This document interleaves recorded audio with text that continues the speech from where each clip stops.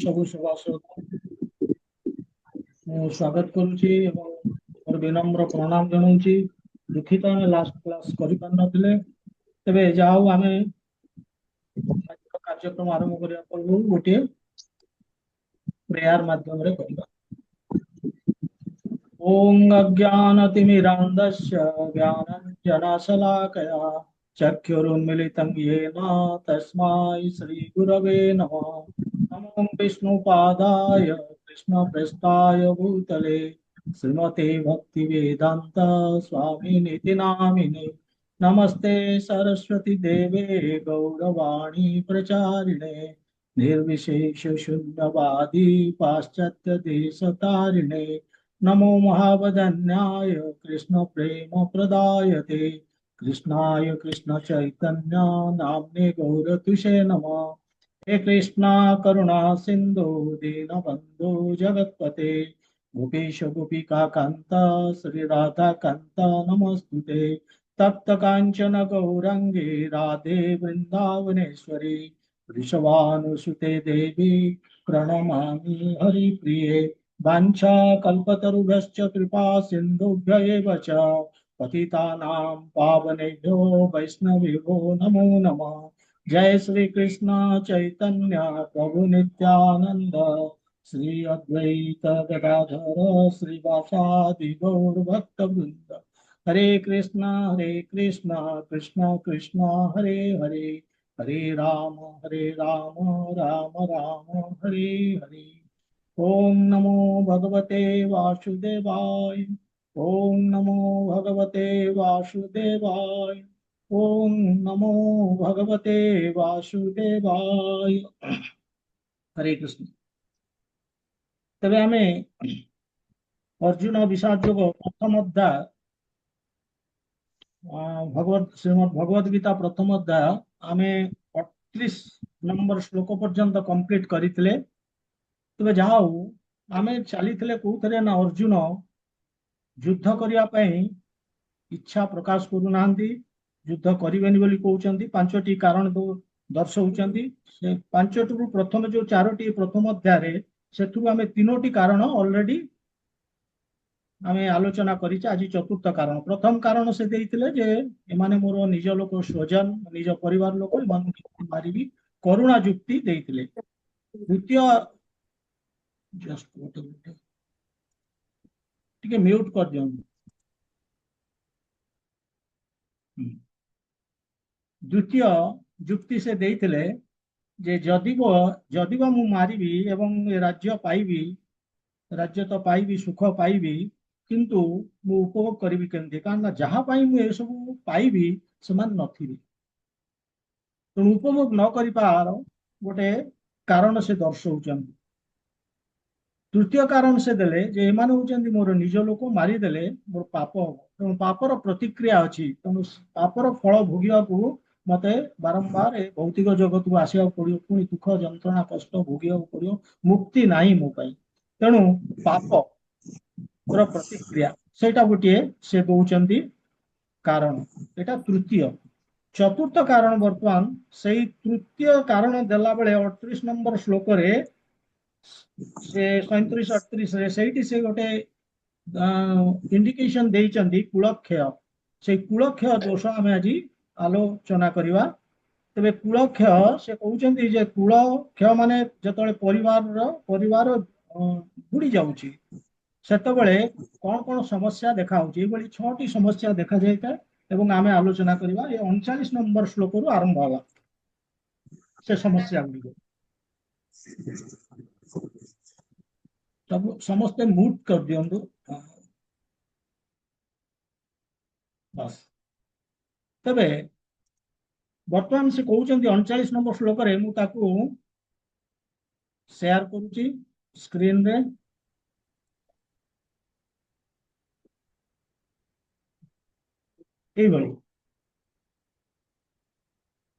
कुलक्षये प्रणश्यन्ते कुलधर्माः सनातना धर्मेण कृष्णं अधर्मो अभिभवति उक्ता।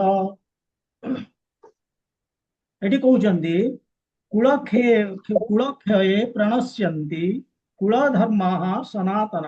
କୂଳ କ୍ଷୟ, ଯେତେବେଳେ ବଂଶ ବିନାଶ ହୋଇଯାଏ ସେତେବେଳେ କଣ ହୁଏ ନା କୁଳ ଧର୍ମ ଯୋଉଟା ପରିବାରର ପରମ୍ପରା ସେ ନଷ୍ଟ ହେଇଯାଏ। ନଷ୍ଟ ହେଲେ କଣ ହବ? ସେ କହୁଛନ୍ତି କୁଳ ଧର୍ମ ନଷ୍ଟେ, ମାନେ ଯେତେବେଳେ କୁଳ ଧର୍ମ ନଷ୍ଟ ହେଇଯାଉଛି, ଲୋପ ପାଇଯାଉଛି, କୁଳଂ କୃଷ୍ଣଂ ସମଗ୍ର ପରିବାର, ଅଧର୍ମ ସମଗ୍ର ପରିବାରରେ କଣ ହବ? ଅଧର୍ମ ଅଭିଭବତି ଉତ୍ତ। ଉତ୍ତ ମାନେ କୁହାଯାଇଛି ସମଗ୍ର ପରିବାରରେ ଅଧର୍ମ ଦେଖାଦିଏ ବୋଲିକି ଏଇଭଳି କୁହାଯାଇଛି। ଅର୍ଜୁନ ତାମାନେ ନିଜ ମନରୁ କହୁନାହାନ୍ତି, ସେ କହୁଛନ୍ତି ମୁଁ ଯାହା ପରମ୍ପରାରେ ଶୁଣିଛି, ଆଚାର୍ଯ୍ୟ ମାନଙ୍କୁ ଶୁଣିଛି, ବେଦ ଶାସ୍ତ୍ର ଯୋଉମାନେ ଅଧ୍ୟୟନ କରିକି କୁହନ୍ତି ସେମାନଙ୍କୁ ଶୁଣିଛି, ଏଇଭଳି ସେ କହୁଛନ୍ତି। କଣ ନା ଯେତେବେଳେ ବଂଶ ପରମ୍ପରା ନଷ୍ଟ ହେଇଯାଉଛି ସେତେବେଳେ କୁଳ ଧର୍ମ ନଷ୍ଟ ହେଇଯିବ ଏବଂ ଅଧର୍ମ ଦେଖାଦେବ। ତେବେ କୁଳକ୍ଷୟ ଜିନିଷଟା କଣ ଆଗ ବୁଝିବା। କୁଳକ୍ଷୟ ହଉଛି ଯେତେବେଳେ ପରିବାରରେ ବଡ ବଡ ଲୋକମାନେ ପରିବାରରେ ରହନ୍ତିନି, ସେମାନେ ଯେତେବେଳେ ତାଙ୍କର ଯେତେବେଳେ ମୃତ୍ୟୁ ହେଇଯାଏ ତାହେଲେ କଣ ହବ? ତାକୁ କୁଳକ୍ଷୟ କହୁଛେ ଆମେ। ଏବଂ କୁଳକ୍ଷୟ ହେଲା ମାନେ କଣ ହବ ନା ପରିବାରରେ ଯୋଉ ପରମ୍ପରା, ବିଭିନ୍ନ ପ୍ରକାର ପରମ୍ପରା ଅଛି, ବିଭିନ୍ନ ବିଧି ବିଧାନ ଅଛି, ରୀତି ନିୟମ ଅଛି, ପୂଜା ପର୍ବ ଓଷା ବ୍ରତ ଏବଂ ଅନେକ ସଂସ୍କାର, 40ଟି ସଂସ୍କାର ଅଛି ପରିବାରରେ। ସେଥିରୁ 16ଟି ସଂସ୍କାର ହଉଛି ବହୁତ ଇମ୍ପୋର୍ଟାଣ୍ଟ। ଜନ୍ମ ହେବା ପୂର୍ବରୁ ଗର୍ଭ ଯେତେବେଳେ ଧାରଣ କରନ୍ତି ସେତେବେଳେ ଗୋଟେ ଗର୍ଭଧାରଣ ସଂସ୍କାର କରାଯାଇଥାଏ। ଗର୍ଭବତୀ ହେଲା ପରେ ସେ 6 ମାସ, 3 ମାସ, 6 ମାସ, 9 ମାସରେ ବିଭିନ୍ନ ସଂସ୍କାର ଅଛି। ଜନ୍ମ ହେଲା ପରେ ନାମ ନାମକରଣ ସଂସ୍କାର ଗୋଟିଏ ହବ, ତାପରେ ଅନ୍ନପ୍ରାଶନ ସଂସ୍କାର, ତାପରେ ଆପଣଙ୍କର ହବ ଖଡି ଛୁଆଁ, ମୁଣ୍ଡନ, କାନ ଫୋଡା, ବ୍ରତ ଉପନୟନ, ମ୍ୟାରେଜ ସେରିମନି, ବିବାହର, ଏମିତି ଏବଂ ମଲା ବେଳକୁ ଅନ୍त्यେଷ୍ଟି କ୍ରିୟା, ବିଭିନ୍ନ ପ୍ରକାରର ସଂସ୍କାର ରହିଛି। ତେଣୁ ଏସବୁ ସଂସ୍କାର ହେଇଯିବ, ଲୋପ ପାଇଲେ କଣ ହବ? ଅଧର୍ମ ହବ। ତେବେ ଏଠି ଗୋଟେ ଇମ୍ପୋର୍ଟାଣ୍ଟ ଜିନିଷ ଦେଖନ୍ତୁ, ଏ କହୁଛନ୍ତି ପରମ୍ପରା, କୁଳ ପରମ୍ପରା ଲୋପ ପାଇଯିବ ଏବଂ କହୁଛନ୍ତି କୁଳ ଧର୍ମ ସନାତନ। ଯଦି ଯୋଉ ଜିନିଷ ସନାତନ ମାନେ ଶାଶ୍ୱତ, ସନାତନ ଅର୍ଥ ହେଲା ଶାଶ୍ୱତ, ପରମାନେଣ୍ଟ। ଯଦି କୁଳର ପରମ୍ପରାଟା ଶାଶ୍ୱତ, ପରମାନେଣ୍ଟ, ପରମାନେଣ୍ଟ ଜିନିଷଟା କେମିତି ବିନାଶ ହେଇଯିବ? ଯୋଉଟା ଅସ୍ଥାୟୀ, ଟେମ୍ପୋରାରୀ, ସେ ଧ୍ୱଂସ ହେଇଯାଇପାରେ। ତେଣୁ ଏଠି ଟିକେ କଣ୍ଟ୍ରାଡିକ୍ସନ ଲାଗୁଛି। କାହିଁକି? ଆମେ ଦେଖିବା ଏଇଟା କଣ ନା ଏଠି ଅର୍ଜୁନ କାହାକୁ କହୁଛନ୍ତି ନା କୁଳର ପରମ୍ପରାକୁ କହୁଛନ୍ତି। ଯେମିତି ଭୌତିକ ଜଗତରେ ଆମେ ମଧ୍ୟ ରହିକି ଅନେକ ଜିନିଷକୁ, ଏ ପରମ୍ପରାକୁ, ଯୋଉ ପରମ୍ପରା ଚାଲି ଆସିଛି, ଚିର ଆଚରିତ ପ୍ରଥା, ତାକୁ ପରମ୍ପରା ଆମେ କହୁଛେ। ବହୁତ ଦିନରୁ ସେ ଚାଲି ଆସିଛି ସେ ପରମ୍ପରା, ସେ ବିଧି ବିଧାନ ନୀତି ନିୟମ, ପୂଜା ପର୍ବ ଓଷା ବ୍ରତ ଯାହା ବି ଆମେ କହୁଛେ, ବିଭିନ୍ନ ସଂସ୍କାର ଚାଲି ଆସିଛି। ତେବେ ଏଗୁଡିକ କଣ ହଉଛି ନା ଆମେ ଯେତେବେଳେ ଭୌତିକ ଜଗତରେ ଆମେ ମଧ୍ୟ ଆକୁ କହୁଛେ ଇଏ ପରମ୍ପରା ବହୁତ ଦିନରୁ ଚଲି ଆସିଛି, ସେଇଥିପାଇଁ ଆମେ ଆକୁ କହୁଛେ ଇଏ ଶାଶ୍ୱତ। ଅର୍ଜୁନ ମଧ୍ୟ ସେଇଭଳି ଇଲ୍ୟୁଜନରେ ଅଛନ୍ତି, ଯୋଉ ମାୟା ମୋହରେ ଅଛନ୍ତି। ଆମରି ଭଳି ଭୌତିକ ଲୋକଙ୍କ ଭଳି ସେ କଥାବାର୍ତ୍ତା ବର୍ତ୍ତମାନ କରୁଛନ୍ତି। ଯୋଉମାନେ ଦୈହିକ କଥାବାର୍ତ୍ତା କରନ୍ତି, ଦୈହିକ ଧର୍ମ କଥାବାର୍ତ୍ତା କରନ୍ତି, ଅର୍ଜୁନ ମଧ୍ୟ ସେଇଭଳିଆ କଥାବାର୍ତ୍ତା କରୁଛନ୍ତି। ତେଣୁ ସେଥିପାଇଁ ସେ ତାକୁ କହୁଛନ୍ତି ଶାଶ୍ୱତ। କିନ୍ତୁ ଆମେ ଦେଖିବା ଯେ କୌଣସି ଧର୍ମ ଶାଶ୍ୱତ ନୁହେଁ, କେବଳ ଭକ୍ତି ଧର୍ମ, ଯୋଉଟା କି ଦିବ୍ୟ ଧର୍ମ ଆମେ କହୁଛେ, ବା ଆତ୍ମା ଧର୍ମ ବା ଆଧ୍ୟାତ୍ମିକ ଧର୍ମ, ସେଇଟା ହଉଛି ଶାଶ୍ୱତ, ସେଇଟା ହଉଛି ପରୋ ଧର୍ମ ତାକୁ କୁହାଯାଏ। ବାକି ସବୁ ହଉଛି ଅପରାଧର୍ମ, ଭୌତିକ ଧର୍ମ। ଆଉ ଯାହା ଆମେ ଯେତେ ଧର୍ମ ଆମେ ଦୁନିଆରେ ଆଉ ରହିଲା, ସେ ସବୁ ଭୌତିକ ଧର୍ମ, ଦୈହିକ ଧର୍ମ। ତେଣୁ ସେମାନେ ଅସ୍ଥାୟୀ। ବାକି ଭକ୍ତି ହଉଛି କେବଳ ଭଗବାନଙ୍କର ଭକ୍ତି କରିବା, ସେବା କରିବା, ବା ଆତ୍ମା ବିଷୟରେ, ଆତ୍ମା ଧର୍ମ କଣ ଜାଣିବା, ଆଧ୍ୟାତ୍ମିକ ଜୀବନ ବିଷୟରେ ଜାଣିବା, ସେ ହଉଛି ପରୋ ଧର୍ମ। ତେଣୁ ଭଗବାନ ସମ୍ବନ୍ଧୀୟ ଯୋଉ ଜିନିଷଟା ଆମେ ଜାଣିବାକୁ ଚେଷ୍ଟା କରୁଛେ, ସେ ହଉଛି ପରଧର୍ମ, ସେହି କେବଳ ଶାଶ୍ୱତ ବା ସନାତନ। ତେଣୁ କିନ୍ତୁ ଏ ଅପରାଧ ଧର୍ମର ମଧ୍ୟ ବିଶେଷତ୍ୱ ରହିଛି। ଏ ଅପରାଧ ଧର୍ମ ଇଏ କଣ କରୁଛି ଦେଖନ୍ତୁ, ଆପଣଙ୍କର ମାନେ ଗୋଟେ ପରିବାରରେ ଗୋଟେ ସ୍ତ୍ରୀ ଆଉ ସ୍ୱାମୀ, ତାଙ୍କର ଯୋଉ ସମ୍ପର୍କ, ସେ ବିଶ୍ୱାସ ଉପରେ ଆଧାରିତ। ଯଦି ବିଶ୍ୱାସ ନାହିଁ ସେ ସମ୍ପର୍କ ତିଷ୍ଠିବନି। ଇଏ ହଉଛି ଅପରାଧ ଧର୍ମ। ତେଣୁ ସବୁବେଳେ ଗୋଟେ ବିଶ୍ୱାସ ଉପରେ ସ୍ୱାମୀ ସ୍ତ୍ରୀର ସମ୍ପର୍କ ଇଏ ହେଲା। ଦ୍ୱିତୀୟରେ ଆମେ ଦେଖିବା ଯେ ପରିବାରରେ ପ୍ୟାରେଣ୍ଟସ୍ ଯୋଉମାନେ ପିତାମାତା ସେମାନେ ପିଲାମାନଙ୍କର ଯତ୍ନ ନେଉଛନ୍ତି। ଇଏ ହଉଛି ଅପରା ଧର୍ମ, ଭୌତିକ ଧର୍ମ ବା ଦୈହିକ ଧର୍ମ। ସେମିତି ପିଲାମାନେ ବଡ ମାନଙ୍କର ଆଦର କରୁଛନ୍ତି, ସମ୍ମାନ କରୁଛନ୍ତି, ଅଭ୍ୟର୍ଥନା କରୁଛନ୍ତି, ଇଏ ବି ଗୋଟେ ଅପରାଧ। ଏବଂ ଆମେ ଦେଖିବା ଖାଲି ପରିବାର ଭିତରେ ନୁହେଁ, ପରିବାର ପରିବାର ମଧ୍ୟରେ ମଧ୍ୟ ସ୍ନେହ, ସହାନୁଭୂତି, ସହଯୋଗ ରହିଛି। ଇଏ ହଉଛି ଅପରାଧ ଧର୍ମ। ମାତୃଧର୍ମ, ପିତୃଧର୍ମ, ଭାତୃଧର୍ମ ଏସବୁ ହେଲା ଅପରାଧ ଧର୍ମ। ଯେତେ ଆଉ ବାକି ଦୁନିଆରେ ରହିଲା ସବୁ ଅପରାଧ ବା ଭୌତିକ ଧର୍ମ ଆମେ କହୁଛେ ବା ଦୈହିକ ଧର୍ମ। ତେଣୁ ଏହାର ମଧ୍ୟ ବିଶେଷତ୍ୱ ରହିଛି। କାହିଁକି ନା ଏ ଧର୍ମ ଥିଲେ ହିଁ ଆମେ ଆସ୍ତେ ଆସ୍ତେ ଆସ୍ତେ ଆସ୍ତେ ଆଧ୍ୟାତ୍ମିକ ସ୍ତରକୁ ଉତ୍ତୀର୍ଣ୍ଣ ହବା। ଆଜି ଯଦି ଆପଣ ମାନେ ଏଠି ବସିଛନ୍ତି, ଏଠିକି ମୁଁ ସେୟାରଟିକୁ ବନ୍ଦ କରିଦଉଛି।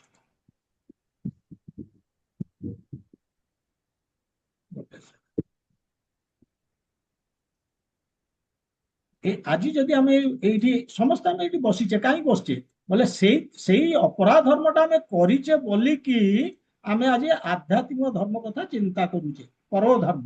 ଯଦି ସେତକ ଆମେ କରିନଥାନ୍ତେ ତାହେଲେ ଆମେ ଏଠି ବସି ପାରିନଥାନ୍ତେ। ଏଠି ଏକ୍ଜାକ୍ଟଲି ସେଇ କଥା କହୁଛନ୍ତି, ଯେତେବେଳେ କୁଳ ଧର୍ମ ନଷ୍ଟ ହେଇଗଲା ବୋଲେ ପରମ୍ପରା ଧର୍ମ ଗୁଡ଼ିକ ଆମେ କରିନେ, ତାହେଲେ ସେଠି କଣ ହବ? ଅଧର୍ମ, ମାନେ ସେଠି ଆଉ ଆଧ୍ୟାତ୍ମିକ ସ୍ତରକୁ କେହି ବି ଉନ୍ନୀତ ହେଇପାରିବେ ନାହିଁ। ସେଠି ଅଧର୍ମ ଦେଖାଯିବ। ଏବଂ ସେ ଅଧର୍ମ କଣ ଏକ୍ଜାକ୍ଟଲି ଆମେ ବୁଝିବା। କଣ ନା ଜିନିଷ ହଉଛି ନା ଆମେ ଯେତେବେଳେ କହୁଛେ ଅଧର୍ମ, ମାନେ ଯାହା ଆମର ନୀତିକାନ୍ତି ରୀତିନୀତି ଅଛି, ଯାହା ଆମର ବିଧି ବିଧାନ ଅଛି ପରମ୍ପରାରେ, ତାହା ସାଙ୍ଗରେ ତାଳ ଦେଇକି ଆମେ ଯଦି ଚାଲୁନେ, ତାକୁ ଯଦି ଆମେ ଅନୁସରଣ କରୁନେ, ତାହେଲେ ଆମେ ଅଧର୍ମୀ। କାହିଁକି ନା ଆମେ ପଶୁ ଭଳିଆ ଜୀବନ ଯାପନ କରୁଛେ। ଯେମିତି ପଶୁ ମାନଙ୍କର କୌଣସି ଡ୍ରେସ କୋଡ ନାହିଁ, ସଙ୍ଗ କରିବାର ବି କୌଣସି କୋଡ ନାହିଁ, ଯୋଉଠି ଯେତେବେଳେ ଚାହିଁଲେ ସେମାନେ ସଙ୍ଗ କରିପାରିବେ।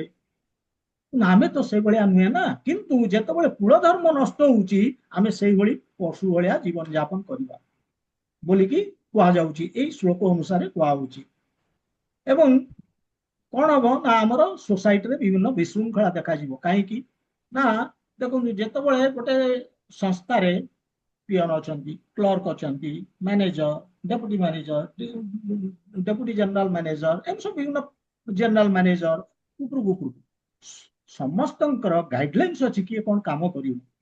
ସମସ୍ତଙ୍କୁ ବତା ହେଇଛି, ଶିଖା ହେଇଛି ଯେ ପିଅନର ଏଇ କାମ, କ୍ଲର୍କର ଏଇ କାମ, ଅଫିସରର ଏଇ କାମ, ମ୍ୟାନେଜର, ଡିଜିଏମ୍ ସମସ୍ତଙ୍କର ଡିସାଇଡ୍ ହେଇଛି। ସେଥିପାଇଁ ଶୃଙ୍ଖଳା ଅଛି ଏବଂ ସଂସ୍ଥା ଠିକରେ ଚାଲିଛି। କିନ୍ତୁ ଯଦି ନଥିବ ଏଇଭଳିଆ, କଣ ହବ? ବିଶୃଙ୍ଖଳା ହବ। ଯିଏ ଚାହିଁବ ତାମାନେ ପିଅନ କଣ କରିବ, କ୍ଲର୍କ କଣ କରିବ, କିଛି ଡିସାଇଡ୍, ଯିଏ ଯାହା ମନ ଇଚ୍ଛା କରିବ, ହେଇପାରିବ କି? ସେଇଭଳି ଏଠି ଆମର କଣ ହଉଛି ନା, ଯେତେବେଳେ କୌଣସି ବିଧିବିଧାନ ନାହିଁ, ପରମ୍ପରା ନଷ୍ଟ ହେଇଗଲା, ଯେତେବେଳେ ଏଲ୍ଡର ଲୋକମାନେ ଚାଲି ଯାଆନ୍ତି, ବତେଇବାକୁ କିଏ ଅଛି, ଶିଖେଇବାକୁ କିଏ ଅଛି ପରିବାରରେ? ସେ ତ ପିଲାମାନେ ଖାଲି ରହିବେ। ତେଣୁ ଏଠି ଅର୍ଜୁନ କହୁଛନ୍ତି ଯେ ପୁରା ସମସ୍ତେ ମୋର 5 ପିଢି ଏଠି ନଷ୍ଟ ହେଇଯିବେ। ବଡ ବଡ ଲୋକମାନେ ଚାଲିଯିବେ। ପିତାମହ ଭୀଷ୍ମ, ଧୃତରାଷ୍ଟ୍ର, 2ଟି ଜେନେରେସନ। ତା ତଳେ ଦୁର୍ଯ୍ୟୋଧନଙ୍କ ପୁଅ ଲକ୍ଷଣ, ଲକ୍ଷଣଙ୍କ ପୁଅ, ତାମାନେ ଅର୍ଜୁନଙ୍କ ନାତି, ତାମାନେ 4 ପିଢି ତଳେ ଉପରେ ରହିଲେଣି। ଏବଂ ନିଜେ ଗୋଟେ ଦୁର୍ଯ୍ୟୋଧନ ଯୋଉ ଗୋଟେ ଜେନେରେସନ, 5 ପିଢି ସମାପ୍ତ ହେଇଯିବେ, ତାହେଲେ କିଏ ରହିବେ ଆଉ ପରିବାରରେ? ସେ ସେୟା କହୁଛନ୍ତି, ପରିବାରର ପରମ୍ପରା ନଷ୍ଟ ହେଇଯିବ। ନଷ୍ଟ ହେଲେ କଣ ହବ ନା, ଲୋକମାନେ ପଶୁ ଭଳିଆ ଜୀବନ ଯାପନ କରିବେ। ଅର୍ଥାତ୍ କଣ ନା, ଇନ୍ଦ୍ରିୟ ଯୁଆଡେ ଟାଣିଲା ସେଇଆଡେ ଯିବେ। ସେନ୍ସ ଡ୍ରିଭେନ୍, ମାନେ ଇନ୍ଦ୍ରିୟ ଦ୍ଵାରା ପରିଚାଳିତ ହେବେ। ଆମର କୁହାଯାଇଛି ମାନେ ଶାସ୍ତ୍ରରେ, ଆହାର ନିଦ୍ରା ଭୟ ମୈଥୁନମ ଚ ସାମାନ୍ୟମ ଏତତ୍ ପଶୁଭି ନାରାୟଣ। ମାନେ ପଶୁ ଆଉ ନାର ଭିତରେ ଏ 4ଟି ହଉଛି ଆହାର, ନିଦ୍ରା, ଭୟ, ମୈଥୁନ। ଏ 4ଟି ହଉଛି କମନ। ସେମାନେ ବି ଖାଉଛନ୍ତି, ସେମାନେ ବି ଶୋଉଛନ୍ତି, ସେମାନେ ବି ସେକ୍ସ ଲାଇଫ ତାଙ୍କର ଅଛି, ଏବଂ ସେମାନେ ମଧ୍ୟ ଡିଫେଣ୍ଡ କରୁଛନ୍ତି ନିଜକୁ। ଭୟ ଅଛି, ପ୍ରତ୍ୟେକର ଭୟରୁ ସେମାନେ ବଞ୍ଚିବା ପାଇଁ ଡିଫେଣ୍ଡ କରୁଛନ୍ତି ନିଜକୁ। ତେଣୁ ପଶୁମାନେ କରୁଛନ୍ତି, ଆମେ ବି କରୁଛେ। କିନ୍ତୁ ସେଇ ଶାସ୍ତ୍ରରେ କୁହାଉଛି ଧର୍ମ ହିଁ ତେଷାଂ ଅଧିକ ବିଶେଷ। ଧର୍ମ ହିଁ ତେଷାଂ ଅଧିକ ବିଶେଷ।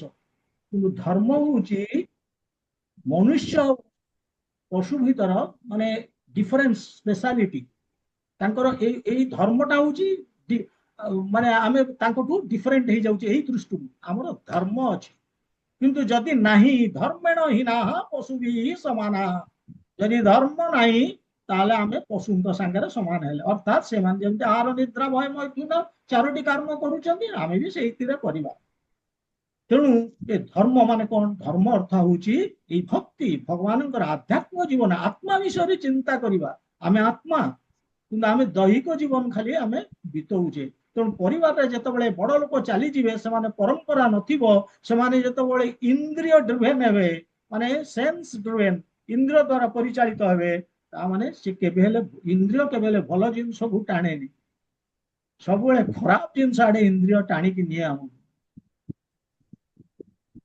तेणु न्याचुराली या कहते अधर्म जिते आम इंद्रिय द्वारा परिचालित भगवान भूली जावा इंद्रिय द्वारा परिचालित कि हिरण्यकशिपु मु एंटायर पृथ्वी दुर्योधन मु जो समग्र पृथ्वी राजा मु हेबी मु समस्त राज्य उपभोग करी एटी आ पांडव माने रही पारिबेनी मो नीति अनुसार चलो मु मालिक हेबी माने भगवान जहाँ आम से चेष्टा करवा जिते आम इंद्रिय द्वारा परिचालित हवा तो ये से कथा कहूँ जिते परिवार रे नष्ट हो जाती बड़ लोक माने सेठी परिवार रे ये अधर्म देखा दिए ये भी गोटे शिक्षा हमको दौर आम भी गोटे न्यूक्लियर फैमिली आम लीड करुचे आज दुनिया रे आम जो भी रोचे आम पाखे बड़ लोक नहांती कहीं आम से बाप माँ छोट पिला ही नहीं आम चलीचे तेणु आमको भी जना ना बहुत जिन न्यूक्लियर फैमिली रे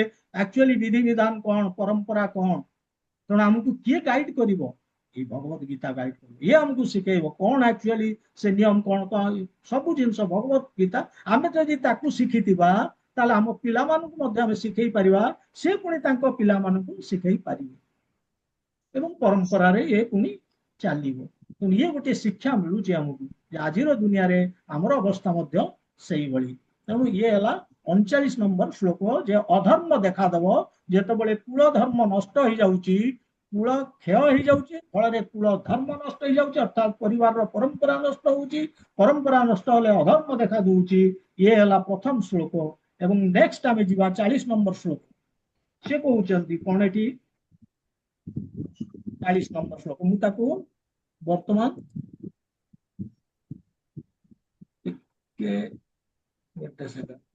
से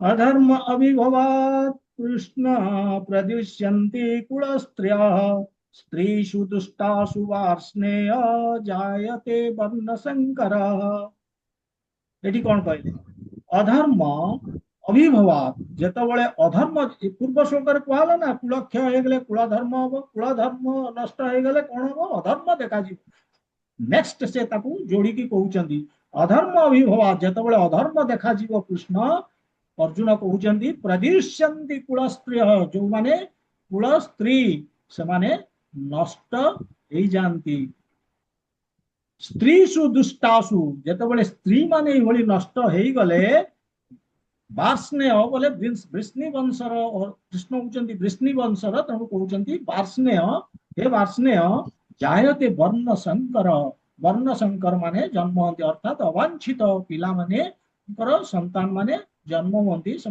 संख्या बढ़े जार जो संतान आम जा कहे तेणु वार्ष्णेय कहुई अर्थ अर्जुन कहते जदि यही वृष्णि परिवार आपणकर जदि परंपरा नष्ट हो जाऊ लोक माने स्त्री माने जिते दुष्टासु माने प्रदूषित हो जाऊे पल्यूटेड हो जाऊे एवं यही वर्ण संकर हम कौन अवस्था हम से परिवार रे बोले कि यही क्वेश्चन आकार से कहते वार्ष्णेय जायते वर्ण संकर ये कौन कहले इम्पोर्टाट अधर्म जेतबेले बढ़ला जेतबेले लोक सेंस ड्रिवेन हेले अर्थात इंद्रिय द्वारा परिचालित हेले कौनसी रीति नीति विधि विधान पूजा पर्व पद्धति किछि नाही परिवार रे एवं बड़ लोक माने नाहांती नथिया फल रे घटना घटिला कारण तांको बतेबाकू केही नाहांती फल कौन होउची ना अधर्म देखादेला माने नेचुराली से माने इंद्र द्वारा परिचालित हेले फल कौन हो प्रथमे से कहते कुल स्त्री जो परिवार स्त्री माने से माने दूषित हो जाती अर्जुन कहते एवं एठी गोटे जगार एठी प्रभुपाद कहते सुंदर जन समाज हेले समाज रे अर्थात सामाजिक जीवन रे समृद्धि और आध्यात्मिक उन्नति लाभ करा जाई परिबो किंतु जेतेबेले कहते आध्यात्मिक उन्नति निमित्त आवश्यक कौन उत्तम जनसमाज ए प्रकार जनसमाज स्त्री लोक मानकर सतीत्व और विश्वासता उपर निर्भर करे किंतु से उद्धार कहते कौटू ना चाणक्य नीति चाणक्य कहते कौन ना स्त्री माने साधारणतः बुद्धिया नुहंती एवं विश्वस्त नुहंती सेथिपाई सेमाने मध्य विश्वस्त नुहंती not intelligent and not faithful ये गोटे स्त्री यही जिनस ये माने यहाँ को आम आलोचना करवा ये भी बहुत चर्चित होती आम एक्चुअली घटना कौन या बुझा चेष्टा करवा प्रपात एथे नाई अल्प पर्पट रे तेणु जस्ट किंतु अन्य जगह से बहुत या विशद भाव में वर्णना कर बंद कर दूची एसएआरटी को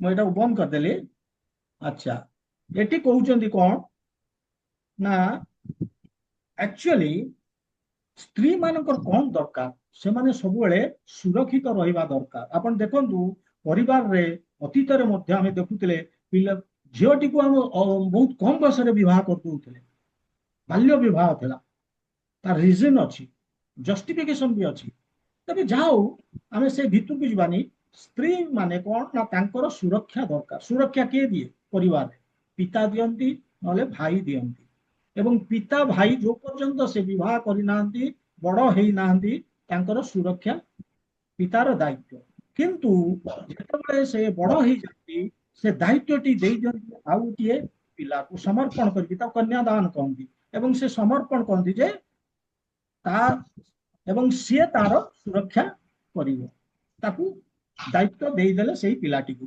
तेबे स्त्री सबु बेले हमको जानिया को तांकर पाखरे दुईटी जिनस अछि जो जिनिस तांको दुर्बला कर दिए प्रथम जिनस हला तांको पाखरे अछि कोन ना इमोशन हाई इमोशन भाव प्रवणता पुरुष अपेक्षा अधिक रही तृतीय रे काम वासना पुरुष अपेक्षा अधिक रही ये शास्त्र कहूँ तेणु यही दुईटी रिजन फल कौन हुए ना जितेबाला कुल धर्म नष्ट हो जाए नेचुराली से माने कौन जितेबाला आमर बापा देदेला कन्यादान करदेला परिवार को से चली गले से परिवार रे कौन अच्छी परंपरा अच्छी विभिन्न विधि विधान पर्व ओषा व्रत ये तेणु तांकर जहाँ इमोशन भाव प्रवणता से सबू से माने खपी देले तांका पाखरे समय नहीं अन्य जिनस चिंता करने प्रदूषित होगापाई द्वितीय रे जो काम वासना तांकर सेतिपाई तांकु अर्पण कराला गोटे पुरुष दिहला से दायित्व दिहला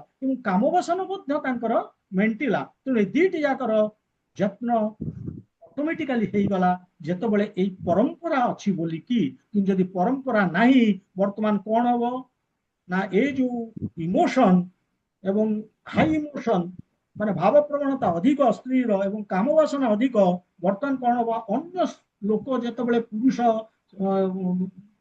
नेचुराली जितेबाला ये करने चेष्टा करेंगे प्रलोभित करने चेष्टा करेंगे एमाने कौन हे ना फसीजे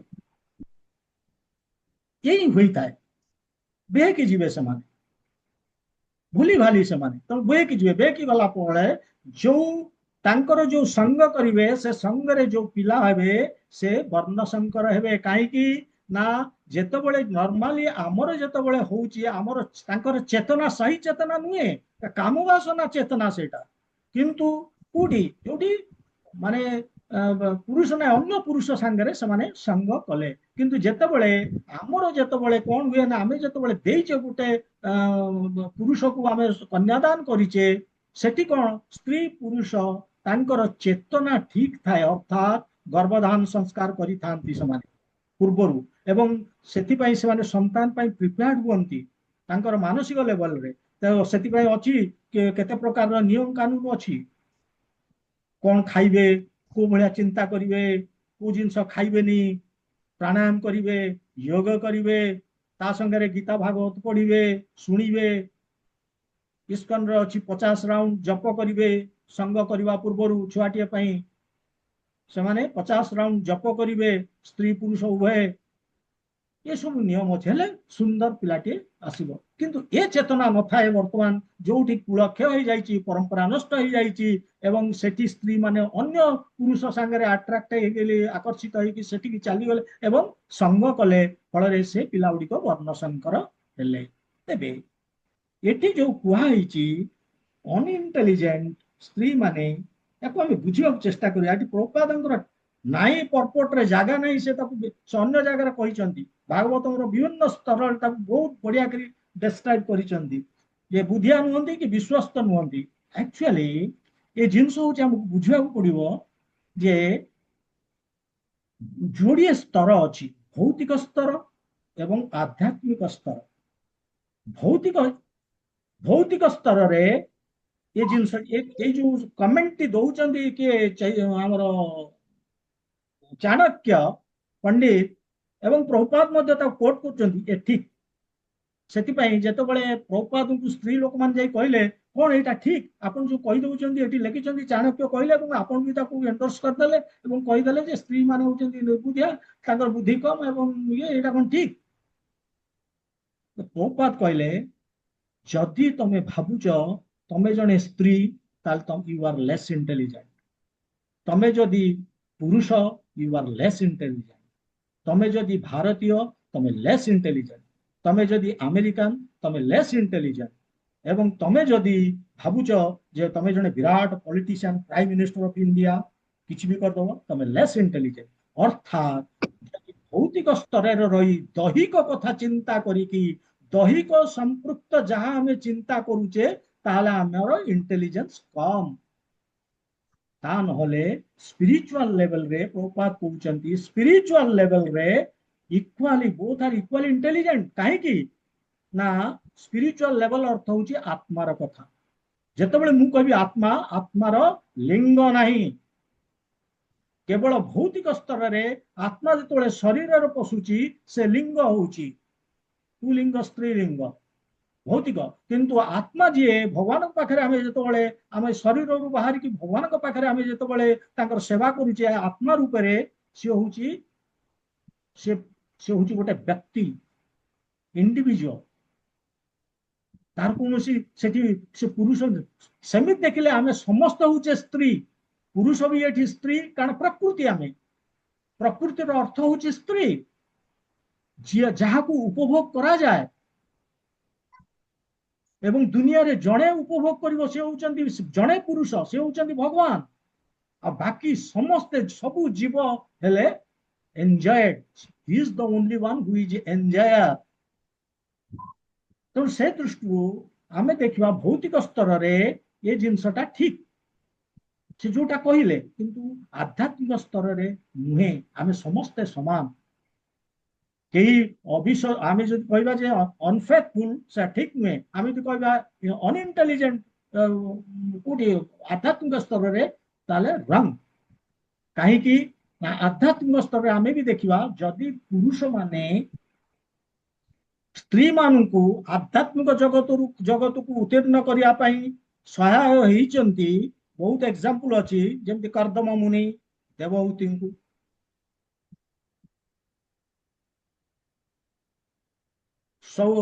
ସୌଭରି ମୁନି ତାଙ୍କର ଯୋଉ 50 ସ୍ତ୍ରୀ ଥିଲେ ସେମାନଙ୍କୁ କାରଣ ସେମାନଙ୍କର ଯୋଗ୍ୟତା ନଥିଲା ସେ ସ୍ତ୍ରୀ ମାନଙ୍କର ଯୋଗ୍ୟତା ନଥିଲା ଆଧ୍ୟାତ୍ମିକ ସ୍ତରକୁ ଉତ୍ତୀର୍ଣ୍ଣ ହବା ପାଇଁ ଭଗବତ ଧାମ ଯିବା ପାଇଁ ସେମାନଙ୍କର ଯୋଗ୍ୟତା ନଥିଲା। କିନ୍ତୁ ଏଇ କର୍ଦମ ମୁନି ବା ସୌର ମୁନି ତାଙ୍କର ସୌଭରି ମୁନି ତାଙ୍କର ଇଏ କଣ ଆଧ୍ୟାତ୍ମିକ ଶକ୍ତି ବଳରେ ଏବଂ ସେମାନେ ଯେତେବେଳେ ଭଗବାନଙ୍କୁ ପୂଜା ଧ୍ୱଜା କଲେ ଏବଂ ଯଜ୍ଞ କଲେ, ତପସ୍ୟା କଲେ, ତାର ଶକ୍ତିରେ ସେମାନଙ୍କୁ ସେମାନେ ଉତ୍ତୀର୍ଣ୍ଣ କରିଥିଲେ। ଯଦି ସେ କଥା ବି ସତ୍ୟ, ଏଭଳି ବି ଆମର ରହିଛି ସେଇ ଭାଗବତମରେ ସ୍ତ୍ରୀ ମାନେ ମଧ୍ୟ ପୁରୁଷକୁ ଉଠେଇଛନ୍ତି ଆଧ୍ୟାତ୍ମିକ ସ୍ତରକୁ। ଏହାର ଗୋଟେ ଷ୍ଟୋରି ଅଛି ବିଭିନ୍ନ ପ୍ରକାରର। ମାନେ ଥରେ ଯେତେବେଳେ କୃଷ୍ଣ ଏବଂ ତାଙ୍କର ଯୋଉ ଗୋପ ବାଳକ ମାନେ ସେମାନେ କିଛି ସମୟ ଖେଳୁଥିଲେ ଏବଂ ତାଙ୍କୁ ଭୋକ ଲାଗିଲା, ତାପରେ ସେଠି ଗୁଡିଏ ବ୍ରାହ୍ମଣ ସେମାନେ ପୂଜା ଧ୍ୱଜା କରୁଥିଲେ। ତ ମୁଁ କହିଲେ ଠିକ ଅଛି, ସେ ପିଲାମାନଙ୍କୁ କହିଲେ ଯାଅ ସେ ବ୍ରାହ୍ମଣ ମାନଙ୍କୁ କହିବ ସେ ଖାଦ୍ୟ ଦେବେ ଖାଇବ। ସେ ଗଲେ, ବ୍ରାହ୍ମଣ ମାନେ କହିଲେ ଏଠି ଆମର ଟାଇମ ନାହିଁ, ଏଠି ଆମେ ପୂଜା ଧ୍ୱଜା କରୁଛୁ। କହିଲେ ଆଚ୍ଛା, ପିଲାମାନେ କହିଲେ ଆସିକି ଯେ ନାଇଁ ସେ ମନା କଲେ। ଆଚ୍ଛା ଏମିତି ହେଲା, ଆଚ୍ଛା ଠିକ ଅଛି, ତାଙ୍କ ସ୍ତ୍ରୀ ମାନଙ୍କୁ ପାଖକୁ ଯା, ସେମାନେ ସେଇଠି ଅଛନ୍ତି, ତାଙ୍କ ପାଖକୁ ସେ ଦେବେ ଏବଂ କହିବେ ଏଠି କୃଷ୍ଣ ବଳରାମ ଅଛନ୍ତି, ସେ ବି ମାଗୁଛନ୍ତି। ଯେମିତି ଶୁଣିଲେ ସେ ସ୍ତ୍ରୀ ମାନେ କୃଷ୍ଣ ବଳରାମ ଅଛନ୍ତି, ଯେମିତି ଗଙ୍ଗା ନଦୀ ବହି ଚାଲୁଛି ସମୁଦ୍ର ଆଡେ, ସେ ସ୍ତ୍ରୀ ମାନେ ସବୁ ଲାଇନ ଲଗେଇଲେ, ଯାହା ତାଙ୍କର ଘର ଥିଲା ସବୁ ନେଇକି ସେମାନେ ଲାଇନ ଲଗେଇଲେ କୋଉଠିକି, ଯୋଉଠି କୃଷ୍ଣ ବଳରାମ ଏବଂ କୃଷ୍ଣ। ଏ ବ୍ରାହ୍ମଣ ମାନେ ପାଟି କରୁଛନ୍ତି ଯେ କୁଆଡେ ନେଇକି ଯାଉଛ ଖାଦ୍ୟ ପଦାର୍ଥ, କାହିଁକି ତାଙ୍କୁ ଦବାକୁ ନଉଛ? କିନ୍ତୁ ସେ ଜାଣି ପାରୁନାହାନ୍ତି ଯେ କୃଷ୍ଣ ବଳରାମ ବି ଏଇଠି ଅଛନ୍ତି ଏବଂ ତାଙ୍କ ପାଇଁ ସେ ନେଇକି ଯାଉଛନ୍ତି। ଫଳରେ କଣ ହେଲା ନା, ଏଇ ଯୋଉ ସ୍ତ୍ରୀ ମାନେ କୃଷ୍ଣଙ୍କୁ ରିକ୍ୱେଷ୍ଟ କଲେ ଯେ ଆମର ପତି ମାନେ ଆମକୁ ତ ବର୍ତ୍ତମାନ ଗ୍ରହଣ କରିବେନି, କାହିଁକି ନା ଆମେ କଥା ମାନିଲୁନି, ଆମେ ନ ମାନିକି ଏଠିକି ଚାଲି ଆସିଲୁ ଆପଣଙ୍କ ପାଖକୁ। ତେଣୁ ବର୍ତ୍ତମାନ କଣ ହବ, ଆପଣ ଆମକୁ ଏଠି ରଖନ୍ତୁ ଏବଂ ଆପଣଙ୍କ ସେବା କରିବା ପାଇଁ ଆମକୁ ଅନୁମତି ଦିଅନ୍ତୁ। ସେ କହିଲେ ନାଇଁ ସେମିତି ନାହିଁ, ଆପଣ ଫେରି ଯାଆନ୍ତୁ ଏବଂ ସେ ପୁରୁଷ ମାନେ ଆପଣ ମାନଙ୍କୁ ଗ୍ରହଣ କରିବେ, ଯାଆନ୍ତୁ। ଗଲା ପରେ ପରିବର୍ତ୍ତନ ଆସିଲା, କାହିଁକି ନା ସେମାନେ ଜାଣିଲେ ଯେ ଆମେ ଏତେ ବେଦ ପାଠ କରୁଛେ, ପୂଜା ପାଠ କରୁଛେ, ଯଜ୍ଞ କରୁଛେ, କିଛି ଫାଇଦା ନାହିଁ। ଏ ସ୍ତ୍ରୀ ମାନେ କଣ ଭକ୍ତି କରିଛନ୍ତି ଭଗବାନଙ୍କ ପାଖରେ, କେବଳ ଭକ୍ତି କରିକି ସେ ଭଗବାନଙ୍କୁ ଦର୍ଶନ କରିଦେଲେ, ଯେ ଗଲେ ଭଗବାନଙ୍କର ସାନ୍ନିଧ୍ୟ ଲାଭ କଲେ, କିନ୍ତୁ ଆମେ ତ କରିପାରିଲେନି। ତେଣୁ ସେଇ ସେଇ ପୁରୁଷ ସ୍ତ୍ରୀ ମାନଙ୍କର ଅନୁସାରେ ସେମାନେ ଉତ୍ତୀର୍ଣ୍ଣ ହେଲେ ଆଧ୍ୟାତ୍ମିକ ଜୀବନ ଲେଭେଲକୁ, ସ୍ତରକୁ।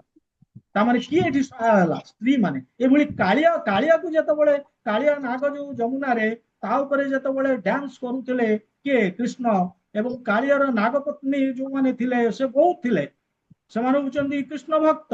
ସେମାନେ ରିକ୍ୱେଷ୍ଟ କଲେ କାଳିଆକୁ ନ ମାରିବା ପାଇଁ ଏବଂ ତାକୁ ଆଧ୍ୟାତ୍ମିକ ସ୍ତରକୁ ଉଠିବା ପାଇଁ। ଏବଂ କୃଷ୍ଣ ଦୟା ହେଇକି ଦେଖିଲେ ଯେ ହଁ ଏମାନେ କହୁଛନ୍ତି ଏମାନେ ତ ମୋର ଭକ୍ତ, ତେଣୁ କାଳିଆକୁ ଉଠେଇଲେ ପୁଣି ଉପରକୁ, ଆଧ୍ୟାତ୍ମିକ ସ୍ତରକୁ। ବହୁତ ଏକ୍ସାମ୍ପଲ ଅଛି। ସୁନୀତି, ଧ୍ରୁବଙ୍କର ମା, ପ୍ରିୟବ୍ରତ ହଉଛନ୍ତି ତାଙ୍କର ସ୍ୱାମୀ। ସେ ତାଙ୍କର ଆଧ୍ୟାତ୍ମିକ ଜୀବନ ଏତେ ଉନ୍ନତ ନଥିଲା ଏବଂ ସେ ସୁନୀତିକୁ ଏତେ ଭଲ ପାଉନଥିଲେ, ବରଂ ସୁରୁଚି ଯିଏ ତାଙ୍କୁ ଭଲ ପାଉଥିଲେ ଅନ୍ୟ ପତ୍ନୀକୁ, ଏବଂ ତାଙ୍କ ପୁଅକୁ କୋଳରେ ବସଉଥିଲେ, ସୁନୀତିର ପୁଅକୁ କୋଳରେ ବସଉନଥିଲେ। କିନ୍ତୁ ତଥାପି ସେ ଗ୍ରହଣ କରିନେଲେ ସୁନୀତି, କାହିଁକି ନା ସେ କେବଳ ରୂପବତୀ ନଥିଲେ ମଧ୍ୟ ଗୁଣବତୀ ଥିଲେ। ଏବଂ ସେ ଭାବିଲେ ଯଦି ଏ ମୋର ଭାଗ୍ୟ, ତାହେଲେ ଏହି ମୋର ପାଇଁ ଗ୍ରହଣ ଯୋଗ୍ୟ। ଏ କଥା ପରେ ପ୍ରିୟବ୍ରତ ରିଅଲାଇଜ କଲେ, ଜାଣିପାରିଲେ ଯେ ମୁଁ ୟା ପ୍ରତି ବହୁତ ଦୁର୍ବ୍ୟବହାର କରିଛି, କିନ୍ତୁ ଆଧ୍ୟାତ୍ମିକ ଜୀବନରେ ବହୁତ ଆଗରେ, ଯାହା ଫଳରେ ପିଲାଟିକୁ ମଧ୍ୟ ଆଧ୍ୟାତ୍ମିକ ଜୀବନରେ ଆଗକୁ ସେ ପଠେଇଦେଲା ବୋଲିକି ପ୍ରିୟବ୍ରତ ନିଜେ ପୁଣି ଆଧ୍ୟାତ୍ମିକ ଜୀବନରେ ଉପରକୁ ଉଠିବାକୁ ଚେଷ୍ଟା କଲେ। ତେଣୁ ଏଭଳି ବି କିମ୍ବଦନ୍ତୀ ଅଛି ଆମର, ଯେ ସ୍ତ୍ରୀ ମାନେ ମଧ୍ୟ ପୁରୁଷ ମାନଙ୍କୁ ଆଧ୍ୟାତ୍ମିକ ସ୍ତରକୁ ଉଠେଇବା ପାଇଁ ସହାୟ ହେଇଛନ୍ତି। ଏବଂ ଆମର ବେଦରେ ଲେଖା ହେଇଛି ଗୋଟେ ଜାଗାରେ ଯେ ସ୍ତ୍ରୀ ହଉଛି, ବର୍ଣ୍ଣନା କରାଯାଇଛି, ସ୍ତ୍ରୀ ହଉଛି ଗୋଟେ ସୁନ୍ଦର ନୌକା। ଯୋଉ ନୌକା ଯଦି ସିଏ ଭକ୍ତି କରୁଛି, ସେ ଯଦି ଶାସ୍ତ୍ର ଜାଣିଛି, ଭକ୍ତି କରୁଛି, ଭଗବାନଙ୍କ ପାଖରେ ସେ ସମର୍ପିତ, ତାହେଲେ ସେ ଗୋଟିଏ ନୌକା, ସେ ନୌକାରେ ସେ ସମଗ୍ର ପରିବାରକୁ, ତାର ସ୍ୱାମୀ ଏବଂ ପିଲାମାନଙ୍କୁ ଏ ଭବସାଗରକୁ ଭବସାଗରରୁ ସେ ପାର କରିଦବ। ଏକଥା ବି ଲେଖା ହେଇଛି। ଯେମିତି କେବଳ ଆମେ କହୁଛେ କୋଉଠି ନା ଭୌତିକ ସ୍ତରରେ, ଯେତେବେଳେ ଆମେ ଚିନ୍ତା କରୁଛେ ମୁଁ ସ୍ତ୍ରୀ, ମୁଁ ପୁରୁଷ, ମୁଁ ଆମେରିକାନ, ମୁଁ ପଲିଟିସିଆନ, ସବୁବେଳେ ଦୈହିକ ସ୍ତରରେ ରହିକି ଆମେ ଚିନ୍ତା କରୁଛେ, ଏଇଟା ସେଇଠି କୁହାଯାଇଛି। ଅଦରୱାଇଜ ଆମେ ଯେତେବେଳେ ଆଧ୍ୟାତ୍ମିକ ସ୍ତରକୁ ଆସି ଯାଉଛେ, ଆଉ ଆମ ଭିତରେ କୌଣସି ଫରକ ନାହିଁ। ତେଣୁ ଏଇଥିରୁ ଆମେ ଶିଖିଲେ ଯେ ଯଦି ଏଠି କୁହାହଉଛି ଯେ ଯଦି ଅଧର୍ମ ଆସୁଛି ତାହେଲେ କୁଳ ସ୍ତ୍ରୀ କାଇଟ୍ ନ୍ୟାଚୁରାଲ କୁଳ ସ୍ତ୍ରୀ ମାନେ ପ୍ରଦୂଷିତ ହେଇଯିବେ କାହିଁକି ନା ସେଠି କୌଣସି ପରମ୍ପରା ଆଉ ନାହିଁ। ବଡ ଲୋକ ନାହାନ୍ତି ଶିଖେଇବା ପାଇଁ ବତେଇବା ପାଇଁ ସେମାନେ ତ ଚାଲିଗଲେ ଯୁଦ୍ଧରେ। ଅର୍ଜୁନ ସେଇ କଥା କହୁଛନ୍ତି ଯେ ନଥିବେ କୁଳ ସ୍ତ୍ରୀ ମାନେ ତାଙ୍କ ପାଖରେ ଯୋଉ ଦୁଇଟି ବଦଗୁଣ ଅଛି ଗୋଟେ କାମ ବାସନା ଆଉ ଗୋଟେ ହେଲା ଇମୋସନ ହାଇ ଇମୋସନ। ପୁରୁଷ ଟିକେ ରାସନାଲ କିନ୍ତୁ ଭୌତିକ ସ୍ତରରେ ଯୋଉ ସ୍ତ୍ରୀ ଆମେ କହୁଛେ ବହୁତ ଇମୋସନ ଭାବ ପ୍ରବଣତା ଅଧିକ।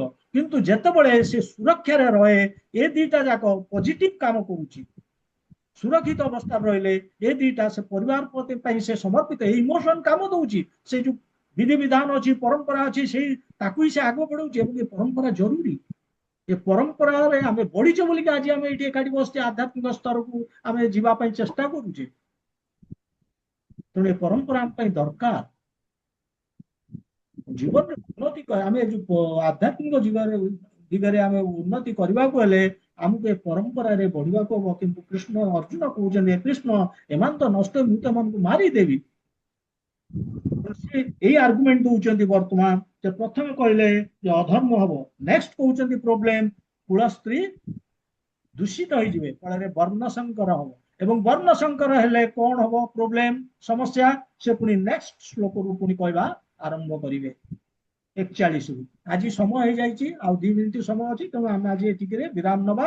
ପୁଣି ଆମେ ନେକ୍ସଟ ଆମେ ରବିବାର ଦିନ ଆସିବ ଆମେ ସାରିବାକୁ ଏବଂ ସାରି ସାରିଲା ପରେ 1 ନମ୍ବର ଅଧ୍ୟାୟ ମୁଁ ସାରିଲା ପରେ ମୁଁ ଆପଣଙ୍କୁ କହିଥିଲି ଯେ ଗୋଟିଏ ଜିନିଷ ଡିସ୍କସନ କରିବା ଆମେ ଏଇ ଏକ ଅଧ୍ୟାୟ ସରିଲା ପରେ ଯେ କୃଷ୍ଣ ଚାହିଁଥିଲେ ଏ ଯୁଦ୍ଧକୁ ରୋକି ପାରିଥାନ୍ତେ କିନ୍ତୁ କାହିଁକି ରୋକିଲେ ନାହିଁ ଏ ବିଷୟ ଆମେ ଗୋଟେ କ୍ଲାସ ଡିସ୍କସନ କରିବା ଏଇ ଅଧ୍ୟାୟ ସରିଲେ।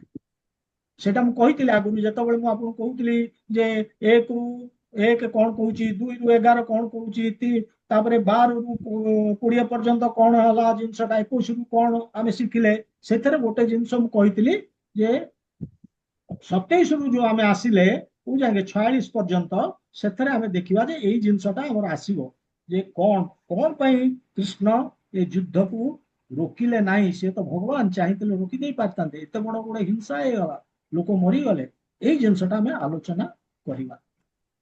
ହରେ କୃଷ୍ଣ ଆଜି ଏତିକିରେ ଆମେ ବିରାମ ନବା। ग्रंथराज श्रीमद् भगवद गीता की जय। श्रील प्रभुपाद की जय। गौर भक्त वृंद की जय। हरे कृष्ण।